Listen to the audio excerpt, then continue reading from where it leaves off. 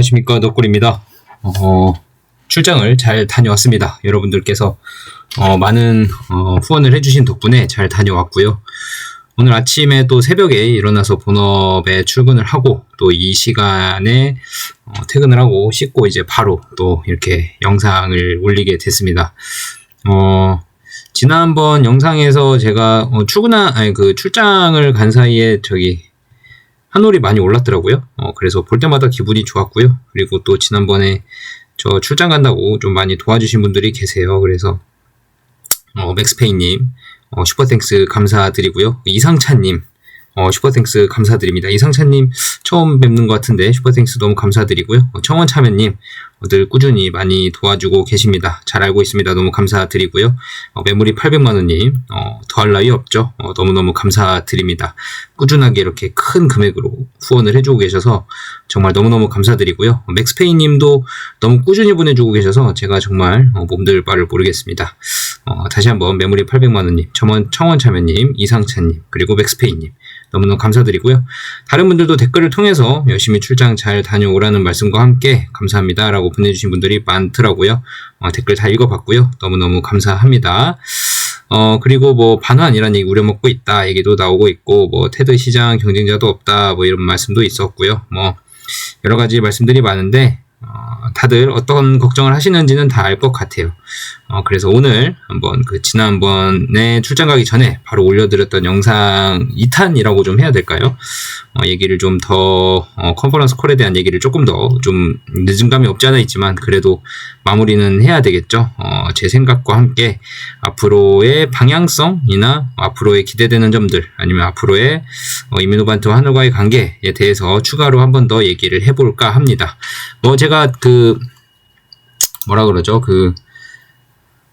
스크립트 원본을 가져와서 쭉 하려고 그랬는데 이번 컨퍼런스 콜은 다들 아시겠지만 주인공이 이뮤노반트가 아니었어요. 사실 다른 약이 이제 임상 성공한 약이 있어서 그게 주인공이었고, 그 덕분에 로이반트 주가가 많이 갔죠. 지금 많이 가 있는 상황이고, 그래서 뭐 딱히 스크립트를 다 가져와서 설명할 게 많진 않아서 한올바이오파마, 바토클리맙이나 이뮤노반트, 아이메로프로바트 뭐 이런 내용들이 사실 많지는 않아서 다 가져오진 않았고요. 그래서 제가 지금 읽은 것을 토대로 그리고 거기에 추가되는 생각나는 것들과 제 생각에 대한 얘기를 조금 더 해보려고 합니다. 여러분들 뭐 공감 가시는 부분도 있으실 수 있고 공감을 못 하시는 부분도 있으실 수 있지만 이런 생각도 할 수 있구나라는 점 한번 잘 들어보시고 투자하시는데 조금이나마 도움이 됐으면 좋겠고요. 말씀 안 드려도 아시죠? 제가 뭐 매수 매도를 추천해드리는 건 아니고 투자 판단은 본인들에게 있다는 점 다시 한번 상기하시면서 이야기 들어주셨으면 좋겠습니다. 절대 그 누구도 여러분의 투자금을 책임드려지지 못합니다. 다른 리딩방, 뭐 이런저런 종목 유료방, 회원방 이런 거 전혀 그 사람들 전문가 아니고요.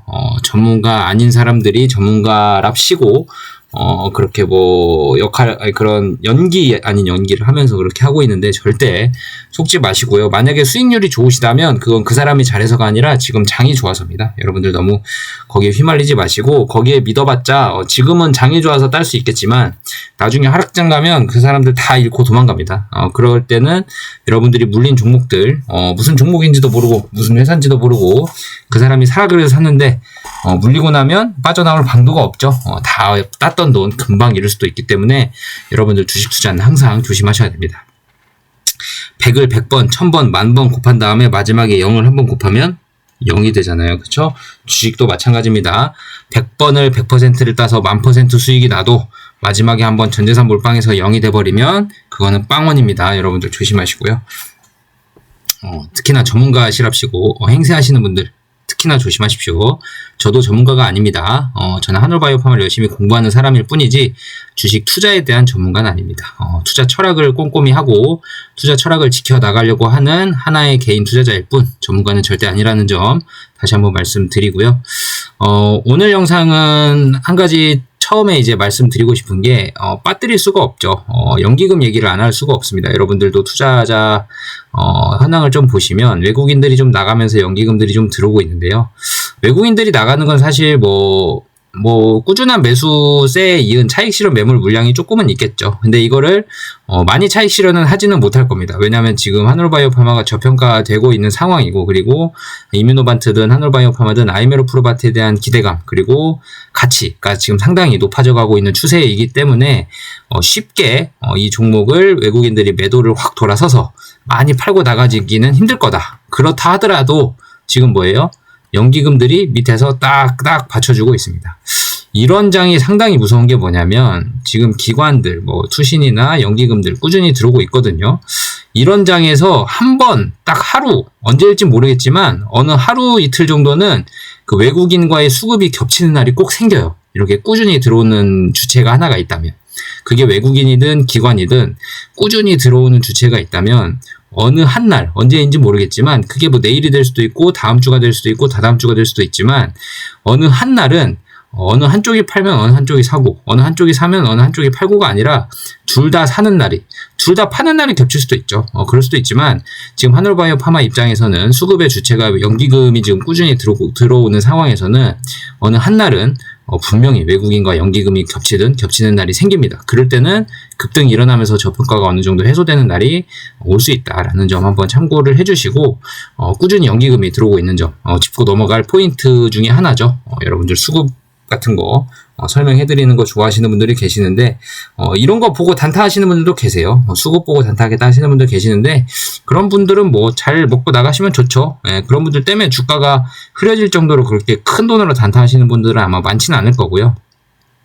그렇게 하시더라도 뭐 수익 익절하고 나가시고 뭐 다른 분한테 물량 넘기고 뭐 그 연기금이 받아가든 어찌든 할 테니까, 저는 뭐 기업 가치에 따라서 주가가 올라간다고, 장기적으로는 기업 가치에 따라서 주가가 움직인다고 보는 사람 중에 한 명이기 때문에 그런 단타 조금에 신경 쓰지 않습니다. 여러분들도 마찬가지시겠죠. 화두는 연기금의 수급으로 한번 던져 보았고요. 본격적인 얘기는 지금부터 시작을 하도록 하겠습니다. 일단은 이번 로이반트 컨퍼런스 콜에서 가장 제가 조금 주목을 하려고 했던 부분은 도대체 바토클리맙 테드에 관한 결과와 함께 류마티스 관절염 치료제에 대한 내용들, 그리고 그레이브스병에 대한 내용들 총 3개를 좀 정리를 해볼까 하거든요. 처음엔 가장 집중력이 좋으실 테니까 바토클리맙 테드 얘기를 안 할 수가 없죠. 이 첫 번째 얘기를 할 거고요. 두 번째는 D2TRA 임상의 진행의 정도에 대해서 얘기를 할 거고, 세 번째는 그레이브스병, 그레이브스 디지즈에 대해서 말씀을 드리려고 합니다. 자, 일단 첫 번째 바토클리맙입니다. 바토클리맙 TED는 이번에 그 로이반트가 컨퍼런스 업데이트 콜을 진행을 하면서 업데이트 콜에서 그런 메인 섹션에 나온 얘기는 아니고요. 그 투자자, 애널리스트들의 질문을 통해서, 답변을 통해서 좀 나온 내용들이 있는데, 여러분들 다들 뭐 공부하신 분들은 아시겠지만 한 번 더 정리를 하는 차원에서 말씀을 드려볼게요. 일단 첫 번째로 바토클리맙 테드에 대해서 한올과 지금 어떤 반원에 대한 얘기를 하고 있느냐라는 질문이 있었는데, 그거에 대해서는 더 이상 드릴 말씀이 없다. 임상 데이터 결과를 봐야 되고, 한올 측과 어떻게 더 바토클리맙을 활용을 할지, 아니면 추가적인 임상을 뭐 진행을 할지, 뭐 이런 것들에 대해서 논의를 하고 있는 단계지 아직 결정된 건 하나도 없다. 여기까지로 딱 잘라서 말을 했고요. 또 다른 질문은 이런 게 있었습니다. 바토클리맙 테드와 그레이브스병의 관계에 대해서, 과연 테드와 그레이브스병의 관계에서 그레이브스병의 성공이 테드의 성공과 얼마나 관계가 있는지, 서로 관계가 있는 질환인지에 대해서 질문이 나왔던 게 있고요.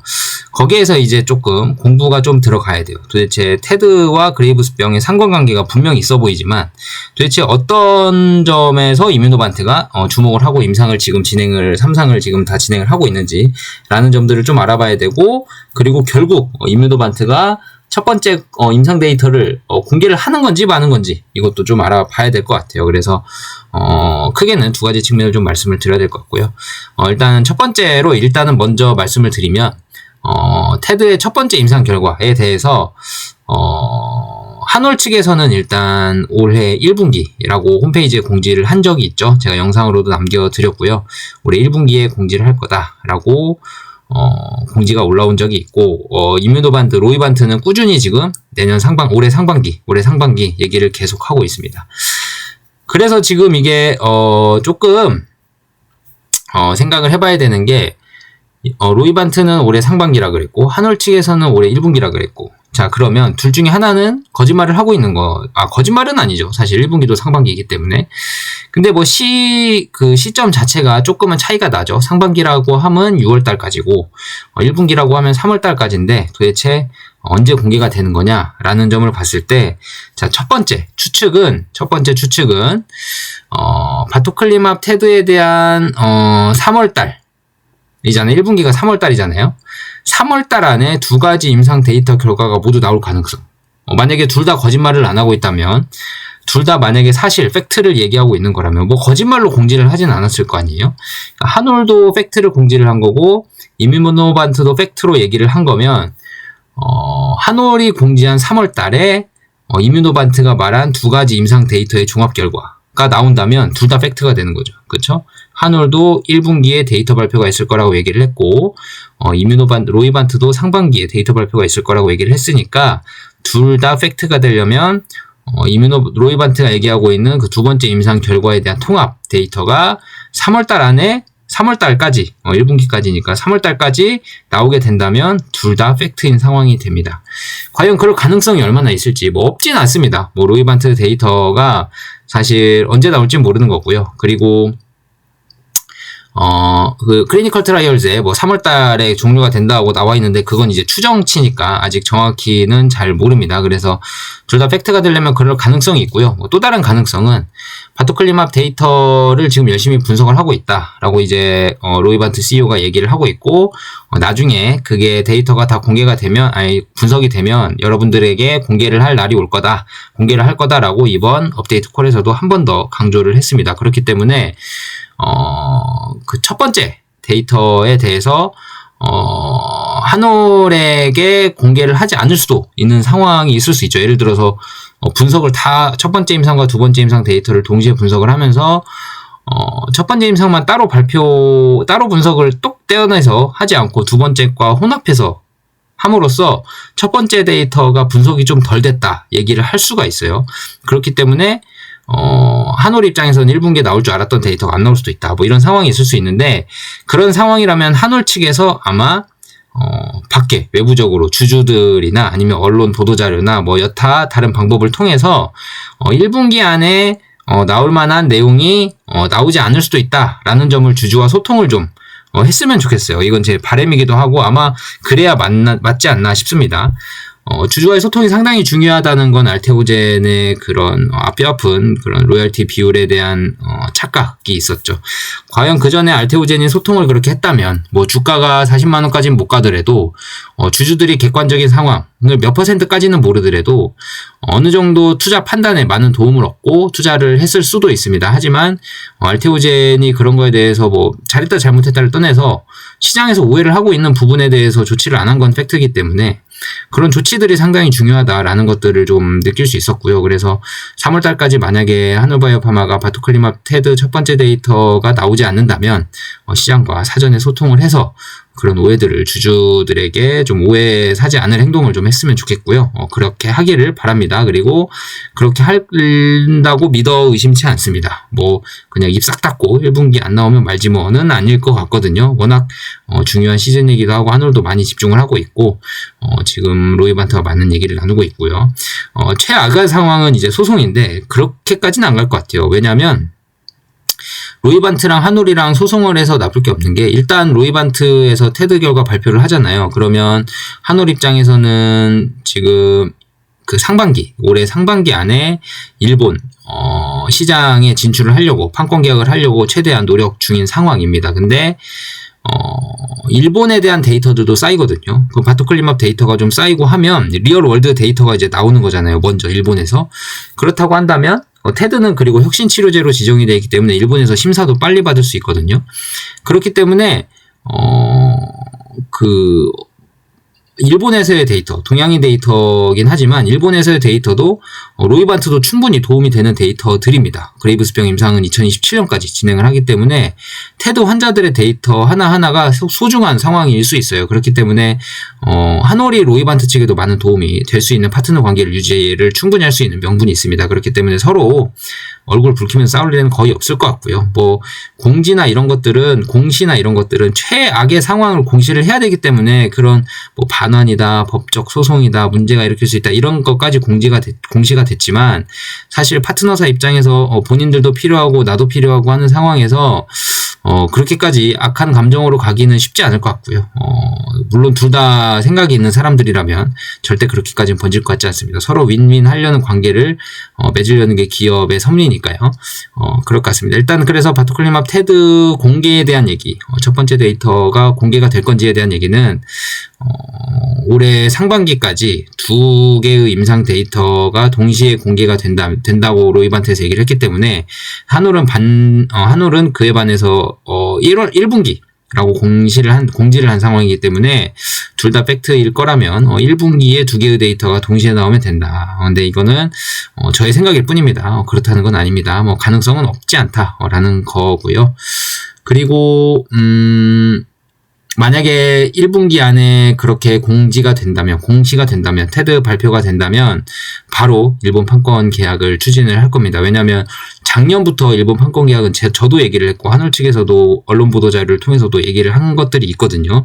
작년부터 준비를 해왔고, 그렇기 때문에 테드 결과 발표만 기다리고 있는 상황이 될 수 있습니다. 테드 결과 발표가 잘 나온다면, 바로 일본 제약사들과 컨택을 하고 있는 제약사들과 우리 테드 결과가 이 정도입니다. 여러분들 얼마에 사가실래요? 라고 입찰을 붙일 수 있을 것 같고요. 그런 입찰 속에서 한올 입장에서는 가장 첫 번째 픽을 할 수 있는 제약사는 바토클리맙을 상업화를 함과 동시에 아이메로프로바트를 같이 개발할 수 있는 회사거든요. 작지 않은 회사일 겁니다. 만약에 어떤 제약사가 우리는 현금이 제일 급해서 아직은 돈이 없어. 그러니까 일단 바토클리맙만 사갈게 하면 한올 입장에선 NO 할 가능성이 높고요. 어떤 회사가 우리는 아이메로프로바트만 개발할게. 바토클리맙 필요 없어. 하는 회사들은 한올바이오파마가 NO 할 겁니다. 결국은 아이메로프로바트를 같이 가져가고 싶은 회사라면 바토클리맙을 같이 가져가서 바토클리맙을 매출을 일으키고 한올에게 로열티를 지급하고 하면서 아이메로프로바트까지 개발할 수 있는 그런 역량 있는 회사를 한올이 원할 것 같고요. 충분히 아이메로프로바트의 가치 자체가 워낙 높아져 있기 때문에 한올 입장에서는 그렇게 일본에 판권 수출을 하는데 작년부터 준비를 해왔던 상황들을 감안을 하면 테드 결과 발표 이후에 그렇게 오래 걸릴 것 같지는 않습니다. 여러분들 한번 참고해 주시면서 투자를 하셨으면 좋겠고요. 제 말이 팩트는 아니에요. 제 생각이고요. 시장 상황에 따라서 그리고 일본 기업들이 어떻게 제시를 하느냐에 따라서 유리한 조건으로 이끌다 보면 계약이 늦어질 수도 있는 부분들이 충분히 있으니까 여러분들 그런 것들은 상식적으로 다 이해를 하시죠. 이런 분들 한번 생각해 보셨으면 좋겠고 또 다른 바토클리맙 얘기 중에 하나는 뭐냐면 그 테드와 그레이브스병은 다르다입니다.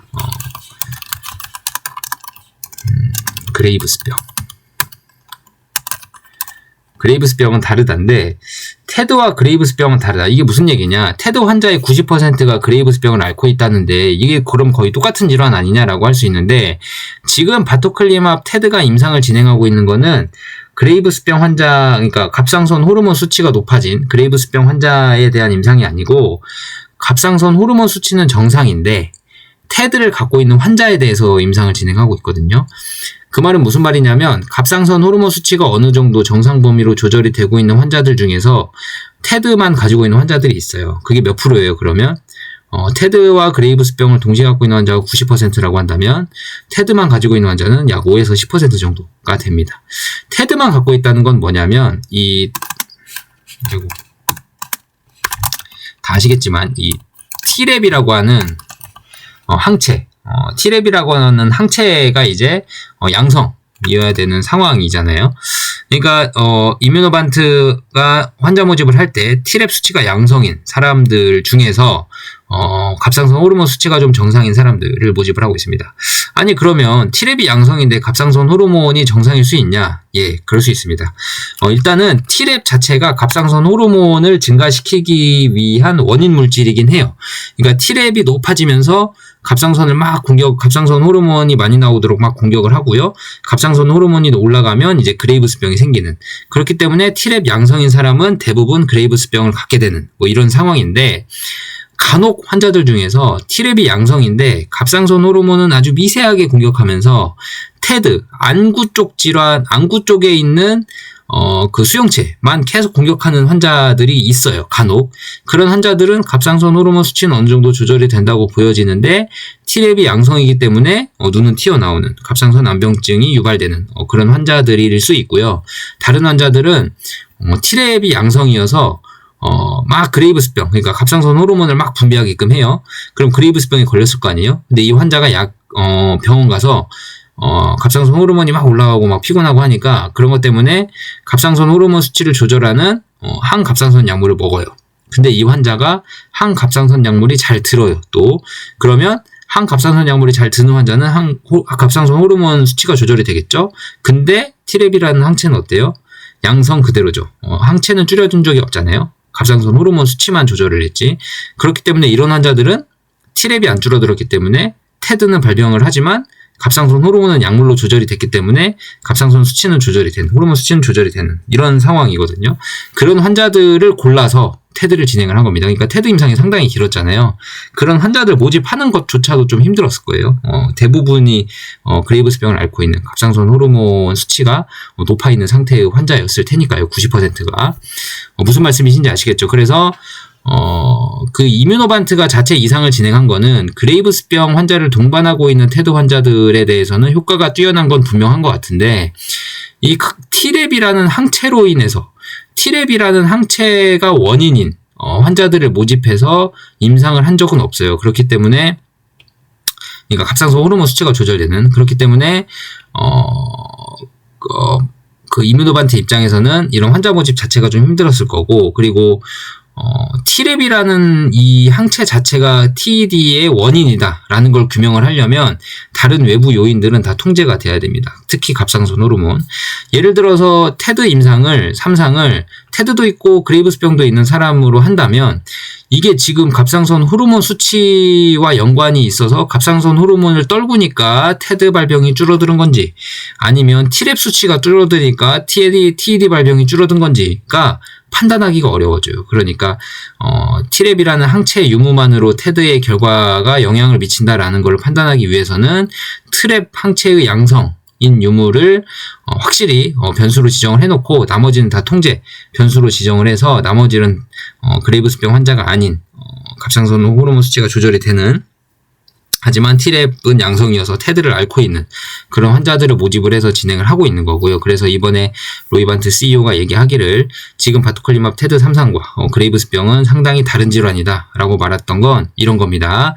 T랩이 양성인 환자들 중에서는 갑상선 호르몬 수치가 조절이 어느 정도 되는 환자들도 있기 때문에 그런 환자들을 통해서 그런 환자들을 대상으로 테드 임상을 진행하고 있기 때문에 그레이브스처럼 갑상선 호르몬이 높아져 있는 환자들과는 아예 별개다. 다른 환자다라고 이제 진행을 하고 있고요. 기전적으로는 T랩이 양성이면 테드가 발병을 하기 때문에 T랩 양성인 환자들에서 T랩 수치를 줄여주면 충분히 의학적 원리로는 기전적 원리로는 테드에 대한 임상 유효성 결과 지표가 긍정적으로 나올 것으로는 보여집니다. 그러면 왜 알제넥스는 실패를 했냐? 알제넥스도 똑같이 항체를 감소시켜주는 약물인데 알제넥스는 임상 실패하지 않았냐? 왜 그랬냐? 라는 점들을 본다면 일단 첫 번째로 알제넥스는 부작용이나 안정성 이슈 때문에 용량을 통제를 했고요. 용량을 그렇게 높은 용량을 쓰지 못했고 그렇기 때문에 충분히 항체를 감소시킬 수가 없었고 그런 항체를 충분히 감소시킬 수가 없기 때문에 몸 안에 있는 항체들이 좀 남아있거나 아니면 T랩 자체가 없어지지 못해서 충분히 감소시키지 못했기 때문에 유효성 결과 지표를 만족하지 못했다라는 것들이 또 있고 다른 하나는 지난번에 제가 그 존슨앤존슨 니포칼리맙 그 세부 기전 데이터들 영상을 찍어드린 적이 있어요. 그걸 보시면 니포칼리맙과 아제넥스 에프가티지모드는 상당히 결합하는 부위와 결합하는 시간, 결합하는 지속력, 결합하는 면적 이런 것들이 다 다르거든요. 니포칼리맙이 훨씬 우위였습니다. 하놀바이오파마의 바토클리맙은 니포칼리맙과 비슷한 수준의 원리이기 때문에 에프가티지모드보다 훨씬 IgG 감소 농도가 높고 항체 감소율이 좋은 게 다 이유가 있는 거죠. 그쵸? 그렇기 때문에 아제넥스의 약물은 그런 약의 그런 근본적인 원인 때문에 IgG 감소 농도를 낮게 못 낮추기 때문에 그걸로 인해서 T랩 수치를 많이 못 낮췄을 수 있고 그걸로 인해서 테드의 유효성이 줄어들었을 수 있다. 뭐 이런 가정도 가능하고 지금 F가-TG 모드 테드 실패의 원인을 공개한 바가 없으니까요. 이런 걸 추정을 할 수 있고 또 다른 하나는 아제넥스 같은 경우는 몸 안에 있는 항체는 좀 감소시켰을 수 있어도 T랩이라는 항체 자체는 조금 덜 감소시켰을 수 있죠. 그렇죠? 그렇기 때문에 그런 약의 결론적은 그거예요. F가-TG 모드가 결합하는 면적, 결합하는 부위, 결합하는 시간, 결합하는 농도 이런 것들이 다 다르기 때문에 다 니포칼리맙보다 열 위에 있기 때문에 그러면 바토칼리맙보다 열 위에 있다는 말과 똑같거든요. 그렇기 때문에 실패를 했을 거다라는 게 거의 근본적인 원인으로 좀 예상이 되고요. 그래서 바토칼리맙 같은 경우는 성공 확률이 훨씬 높을 수 있어요. 니포칼리맙과 같은 원리 그리고 항체 수치 자체를 지금 이뮤노반트가 바토칼리맙은 부작용이 있잖아요. 어느 정도 부작용이 일부 있음에도 불구하고 고용량으로 투여를 하도록 판단한 건 다 의미가 있는 겁니다. 여러분들 저용량 부작용이 무서워서 만약에 저용량으로만 투여했다면 결국은 아제넥스와 똑같이 임상에 실패했을 거예요. 하지만 고용량 투여로 초기에 환자의 트랩 수치를 확 낮춰줘서 항체를 제거를 해버리고 항체를 최대한 제거해놓고 나면 그 disease modifying이라 그러죠. 질병 수정 효과가 나타날 수도 있는 상황. 그러니까 질병 자체가 질병이 발병되는 그런 질병이 발병되는 그 먹이사슬 구조라 그러나요? 아무튼 그런 순환 고리가 끊어져 버리는 상황이 생길 수 있거든요. 고용량으로 투여를 해서 T랩 상체를 확 낮춰버리면. 그렇기 때문에 이런 이유로 고용량을 부작용을 무릅쓰고 투여를 하게 된 겁니다, 여러분들. 그런 것도 한번 참고를 해서 알아두시고. 그래서 결국은 바토칼리맙 테드와 그레이브스병은 다르다. 그래서 로이반트 입장에서는 그레이브스병 임상을 통해서 테드의 임상의 확률을 예측하는 건 의미가 없다. 그레이브스병 환자는 갑상선 호르몬이 높아져 있고 테드는 갑상선 호르몬이 조절되어 있지만 T랩이라는 항체가 양성인 환자들로 구성이 되어 있기 때문에 둘을 똑같이 보면 안 된다 라고 얘기를 했고요. 결국은 바토칼리맙 테드 환자들 중에서도 그 안에 이제 한 몇 주간 임상을 진행을 하잖아요. 그 임상을 진행을 하면서 수주간 임상을 진행을 하면서 이 환자의 갑상선 호르몬이 중간에 올라갔다가 바토칼리맙 투여받고 떨어진 환자도 있을 거고 물론 갑상선 호르몬이 어느 정도 통제가 된 사람이지만 그 안에서 일부가 통제가 됐다고 하더라도 순간 갑상선 호르몬이 확 올라갔던 환자도 있을 수도 있고 그거는 모르잖아요. 그렇죠? 여러 가지 환자들의 그런 다양한 환자군이 생길 수 있기 때문에 그런 환자군들을 통해서 그레이브스병 임상을 지금 진행하고 있잖아요. 그런 것들을 참고해볼 만한 충분한 데이터들이 나올 수 있다. 그러니까 이뮤노반트, 로이반트가 바토칼리맙 테드에 대해서 임상 결과 발표를 볼 때 로이반트는 테드가 성공했냐 안 했냐도 뭐 물론 중요하겠지만 가장 중요한 건 그 안에 있는 갑상선 호르몬 수치가 일부 조절이 되고 있는 환자들이지만 그 안에서도 갑상선 호르몬 수치가 들쭉날쭉한 사람도 있을 거란 말이에요. 충분히 통제가 되다가도 나중에 들쭉날쭉하는 상황이 있을 수 있는데 아니면 통제가 되는 상황에서라도 갑상선 호르몬 수치가 통제가 되는 상황에서라도 모든 그 테드에 대한 데이터들이 그레이브스병에 충분히 활용이 가능하기 때문에 결국은 그레이브스병의 임상을 성공시키기 위한 테드 데이터 결과 분석이 충분히 무게감이 실리지 않을까라는 생각을 하게 되고 물론 유효성도 중요합니다. 뭐 유효성이 생긴다면 일본은 바로 한올은 바로 아까 말씀드린 대로 일본의 판권 계약을 시작을 할 거다라는 점 추가로 한번 알아주셨으면 좋겠고요. 그래서 테드와 그레이브스병 좀 차이점이 있다. 임상 진행에 대해서 차이점이 있다. 좀 이런 얘기였고 여러분들 이해를 하셨을지 모르겠지만 테드는 T랩이라는 항체가 양성인 환자들이 포인트다 라는 것들 한번 잡아주시고 결국은 아이메로프루바테의 그레이브스병에 대한 얘기가 그레이브스병이 상당히 그 투자 포인트로 지금 흔들림이 없는 상황이고요. 그리고 아제넥스와의 비교 질문도 있었습니다. 그레이브스병 아제넥스도 하고 있는데 아제넥스가 임상을 만약에 단축 임상을 진행을 해서 데이터를 빨리 발표하고 FDA에 빨리 승인 신청을 한다면 너네들과 경쟁에서 뒤처지지 않겠냐 너네들이 라는 질문이 있었는데 로이반트 입장에서는 로이반트 CEO는 아니다. 그런 거 절대 아니다. 우리는 빨리 진행하고 빠른 환자를 목표로 하고 빨리 투약을 해서 빨리 시장에 나오는 게 목표다 라는 것도 얘기를 하면서 동시에 무슨 얘기를 했냐면 로이반트는 효능적으로 아제넥스보다 훨씬 더 높은 수준의 IgG 감소 농도를 자랑하고 있고 그걸로 인해서 약효가 다르다는 점, 특히 관해적인 입장에서 약효가 충분한 차이가 날 수 있다는 점을 강조를 하면서 어떤 약물이 그레이브스병에서 지금 같은 FcRn 기전으로 도전을 하고 있는 다른 약물들 아제넥스뿐만이 아니라 존슨앤존슨도 마찬가지고요. 모든 약물들과 비교했을 때 우리의 경쟁 우위는 절대 밀리지 않는다라는 자신감 있는 멘트도 추가를 했었습니다. 여러분들 참고해 주시고요. 바토칼리맘 얘기는 이렇게 마무리를 좀 해도 될 것 같고요. D2TRA 얘기를 좀 하겠습니다. D2TRA 같은 경우는 총 120명 환자 모집을 하려고 했는데 170명 환자 모집을 했어요. 이게 뭐 다들 가지고 있는 이점은 다 아시겠죠? 120명보다 170명 환자를 모집을 해서 임상을 진행을 하는 건 FDA의 추가적인 FDA가 확인하고 싶어하는 임상 데이터의 질이 많이 달라지고요. 모집 자체가 크기 때문에 신뢰도도 많이 높아지는 상황이고, 그리고 오픈라벨 테스트를 다 진행을 했잖아요. 초기에는. 그렇기 때문에 오픈라벨 테스트를 진행을 했음에도 불구하고 환자 모집이 늘어났다는 건 적극적으로 의사든 환자든 임상에 참여를 했다. 그 말은 효능이 어느 정도 환자들이 심리적이든 플라시보 효과로 인한 심리적인 효과든 아니면 정말 약효로 인한 효과든 환자들이 증상 호전적인 면에서는 좀 긍정적인 반응을 좀 보여주지 않았나, 현장 분위기는 그러지 않았나 싶은 생각이고요.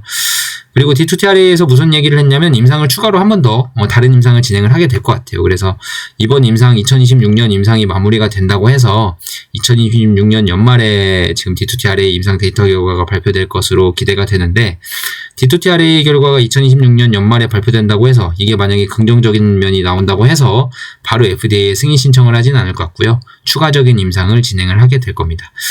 그 전에 이제 추가적인 임상을 진행하기 전에 로이반트 입장에서는 FDA와 협의를 하겠죠. 협의를 하는데 로이반트가 오늘 이번 업데이트 콜에서 강조를 했던 것들은 이 D2TRA라는 관절염 질환 환자들은 이미 두세 개의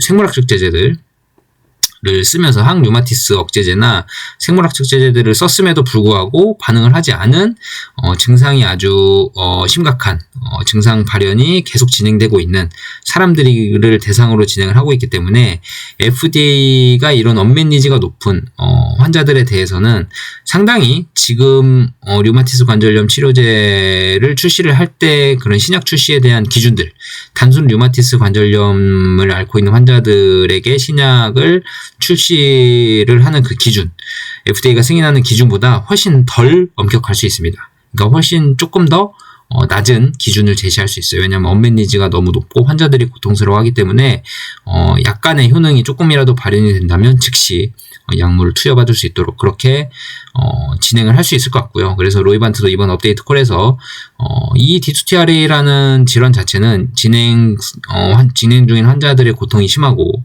추가로 처방받을 수 있는 약물도 이제 없고 뭐 이런 상황이기 때문에 FDA와 협의를 거쳐서 충분히 낮은 기준으로 협의를 하고, 그런 협의를 통해서 어떤 면을 내세울지는 모르겠지만 그런 협의 내용을 토대로 미리 두 번째 임상 진행하기 전에 우리가 미리 그 기준에 대해서 설명할 수 있는 날이 올 거다라고 얘기를 했습니다. 그래서 여러분들 그것도 기대해달라는 내용이 있었으니까요. 그것도 같이 기대해 보시면 좋을 것 같고, 일단 D2TRA 같은 경우는 임상이 잘 진행되고 많이 잘 진행되고 있죠. 환자 모집 수도 많아졌고, 이뮤노반트 입장에서는, 로이반트 입장에서는 환자 모집 수가 많아지면 그만큼 임상 비용도 많이 들고 시간도 많이 들 수 있는데, 이렇게 큰 환자군을 모집한 건 다 이유가 있겠죠. 그쵸? 여러분들 나름 판단을 잘 해보시길 바라겠습니다. 그 다음에 그레이브스병 같은 경우는 제가 더 이상 드릴 말씀은 많이 없어요. 아까 바토칼리맘 테드 얘기하면서 좀 말씀을 많이 드렸는데, 투자 포인트는 흔들리지 않았다. 그레이브스병 최대한 지금 집중해서 노력을 하고 있고, 임뮤노반트 입장, 로이반트 입장에서는 그레이브스병의 시장 사이즈에 대해서 그리고 임상 성공 확률에 대해서 상당히 긍정적으로 보고 있기 때문에 투자 포인트 흔들린 점 없고요. 여러분들 끝까지 잘 보시면 될 것 같고, 루푸스 얘기도 잠깐 나왔는데 니포칼리맙의 SLE 전신 홍반성 루푸스가 성공한 점에 대해서 임뮤노반트 입장에서는 상당히 고무적이다. 되게 축하할 일이다. 라고 했고, 하지만 SLE가 효과가 있다 그래서 CLE가 꼭 효과가 있는 건 아니다. 루푸스의 병변 자체가 워낙 다양하기 때문에 우리가 SLE가 존슨앤존슨이 SLE를 증명했다 그래서 우리가 CLE를 당연히 임상적으로 성공할 거라는 거는 착각이다.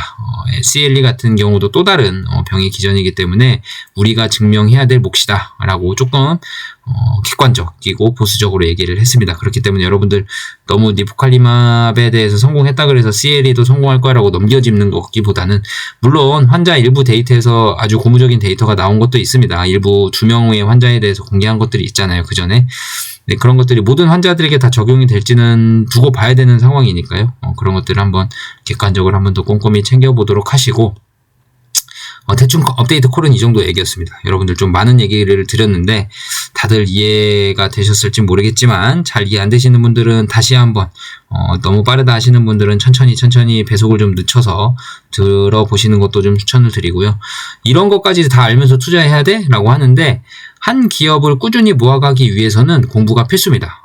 대충 공부해놓고, 예를 들어서 뭐 대기업, 삼성전자나 하이닉스나 뭐 이런 것들, 그런 것들 모아가실 때는 반도체의 공정, 뭐 패키징, 뭐 여러 가지 많잖아요. 원리, 과학적인 이유, 이런 것들 다 공부해서 투자해야 되냐? 그건 아니죠. 그런 것들은 이제 투자 철학으로 승부를 보는 종목들이고요. 근데 만약에 내가 정말 바이오에 관심이 많고 이 회사 되게 좋아 보이는 것 같고 기술력도 좋아 보이는데 꾸준히 모으고 싶다 할 때는 단순히 그냥 계속 사야지 가지고는 아마 쉽지 않으실 거예요. 주가가 그만큼 쉽게 가진 않기 때문에 계속 흔들릴 거거든요. 그렇기 때문에 그렇게 꾸준히 떨어졌을 때마다 사고 긴 시간 장기 투자를 하면서 정말 그 회사의 주주가 되고 싶으신 분들은 공부를 안 할 수가 없겠죠. 저 또한 주주로서 공부를 하고 있는 상황이기 때문에 여러분들 뭐 다소 좀 복잡한 내용이더라도 자꾸 반복해서 들으신다면 조금은 좀 도움이 되지 않을까 싶습니다. 기대되는 점은 이제 한올이 올해 3월 달 상반기 1분기까지 데이터 발표가 있을 거라고 인터넷 언론 발표를 통해서, 언론 보도자료를 통해서 공지를 한 내용이 있기 때문에 그때 과연 첫 번째 임상 결과를 3월 달로 표현을 한 건지, 아니면 두 번째 임상 데이터 결과까지 다 해서 3월 달에 나온다는 거를 암묵적으로 얘기를 한 건지, 1분기가 아직 3월달까지면 충분히 남았으니까 좀 더 시간을 두고 지켜봐야 될 내용이고요. 만약 첫 번째 데이터 결과가 3월달까지라고 생각하고 공지를 한 건데 그게 3월달까지 나오지 않는다면 그 전에 주주와의 소통을 통해서 그런 얘기들을 좀 했으면 좋겠고, 지금 임뮤노반트와 한올바이오파마의 논의는 바토클리맙을 반환하냐 마냐의 논의는 사실 테드 결과 발표가 나와 봐야 대화에 진전이 있는 상황입니다. 지금 아무리 둘이 떠들어봐도 테드 데이터 결과가 없는데 무슨 얘기를 하겠어요, 둘이서. 결국은 테드 데이터 결과가 나와봐야 결론이 나는 일이니까 여러분들 조금은 더 기다리셔야 될 것 같아요. 그리고 만약에 급한 돈이시면 뭐 3월달 안에 빼야 된다 하시는 돈은 뭐 주식을 당연히 하면 안 되겠지만, 뭐 다른 종목 갔다 와야겠다 하시는 분들은 뭐 그건 자체적으로 알아서 판단하시는 거니까, 그건 제가 책임져 드리지 못하는 거니까 참고해 주시고, 저는 시장에 남아있는 선택을 하고, 결국 테드보다 저는 그레이브스병에 대한 투자 포인트가 있기 때문에 그레이브스병의 투자 포인트를 가지고 열심히 주식 수를 늘려가려고 노력을 하고 있습니다. 여러분들 참고해 주시고 투자를 해주시면 좋겠습니다. 뭐 매수 매도 추천하는 거 절대 아닙니다. 여러분들 제가 말없이 팔 수도 있어요. 그러니까 너무 저를 믿고 투자하시면 안 돼요. 기업을 믿고 투자를 하셔야죠. 그죠? 기업 공부 열심히 하시고, 그다음에 투자 철학, 장기 투자 철학으로 정립하시면서 투자 이어 나가셨으면 좋겠습니다. 밤이 많이 늦었는데요. 오랜만에 출장 갔다 와서 영상을 찍었는데 또 기다리시는 분들도 계실 수도 있을 것 같은데 뭐 많지는 않으시겠지만 아무튼 영상 끝까지 시청해 주셔서 감사드리고요. 이제 뭐 앞으로 똑같은 시간에 비슷한 시간에 또 계속 올릴 것 같아요. 너무 감사드리고 메모리 800만원님, 그리고 청원참여님, 이상찬님, 맥스페이님, 슈퍼땡스 너무너무 감사드리고, 덕분에 출장 잘 다녀왔습니다. 다른 분들도 응원 너무 감사드리고요. 좋아요, 구독하기 꼭꼭 눌러주시고, 댓글, 질문이나 뭐 이런 것들이 있으시면 편하게 달아주셨으면 좋겠고요. 슈퍼땡스 후원은 언제든지 환영이니까 저에게 감사의 마음을 조금이라도 표현하고 싶으신 분들은 슈퍼땡스를 툭 던져주시면 제가 감사의 인사는 꼭 잊지 않고 하도록 하겠습니다. 여러분들 영상 마칠게요. 감사합니다.